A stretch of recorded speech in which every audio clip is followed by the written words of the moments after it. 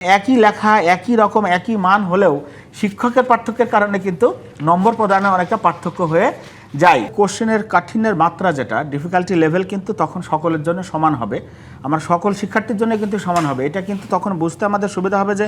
আগে যেটি হতো যে ডিফিকাল্টি লেভেল ডিফারেন্ট হতো ডিফারেন্ট বোর্ডে, এবং একই সাথে তাদের যেহেতু এক একটা চ্যাপ্টারে এক একটা বোর্ড গুরুত্ব দেওয়া হতো, ফলে সেখানে কিন্তু এক ধরনের বৈষম্য তৈরি হতো। এবার কিন্তু সেই ঘটনাটি ঘটবে না, সকলের জন্য সমান এবং কাঠিন্যের মাত্রা একই রেখে একই সিলেবাস এবং একই রকমের তাদের যে কন্টেন্ট সে কন্টেন্ট তো সেম, ফলে তাদের ইভ্যালুয়েশনের যেটা অসুবিধা হতে পারে আমার কাছে যেটা মনে হয়, উদ্যোগটা অসাধারণ চমৎকার, কিন্তু প্রথমবারের জন্য আমি মনে করি কর্তৃপক্ষের পক্ষ থেকে একটা ইউনিফর্ম অ্যাসেসমেন্ট বা ইভ্যালুয়েশনটা যাতে হয়, এই ধরনের ইউনিফর্ম একটা রুব্রিক সিস্টেম ডেভেলপ করে দেওয়া হচ্ছে, যাতে শিক্ষকেরা যখন নম্বর দিবেন, কারণ একই লেখা একই রকম একই মান হলেও শিক্ষকের পার্থক্যের কারণে কিন্তু নম্বর প্রদানে অনেকটা পার্থক্য হয়ে যায়। যেমন এক এক বোর্ডে দেখবেন যে আগে আমরা দেখেছি যে এক এক বোর্ডে কিন্তু এক এক রকমের পাশের হার, এক এক রকমের যেটি আপনি বললেন প্রশ্ন কঠিন হওয়া সহজ হওয়ার বিষয়গুলো ছিল,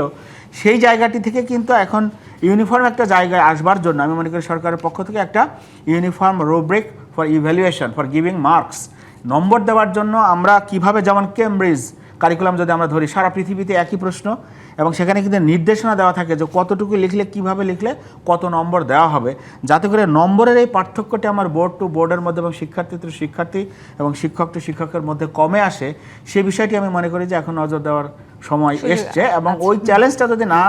থাকে বা ওটা যদি মিনিমাইজ করা যায়, তাহলে আমি মনে করি এটি বাংলাদেশের শুধুমাত্র এইচএসসি না, সমস্ত পাবলিক পরীক্ষায় সারা পৃথিবীর অনেক দেশের এক্সাম্পল আছে যে তারা কিন্তু সকলেই একই সিলেবাস একই কন্টেন্ট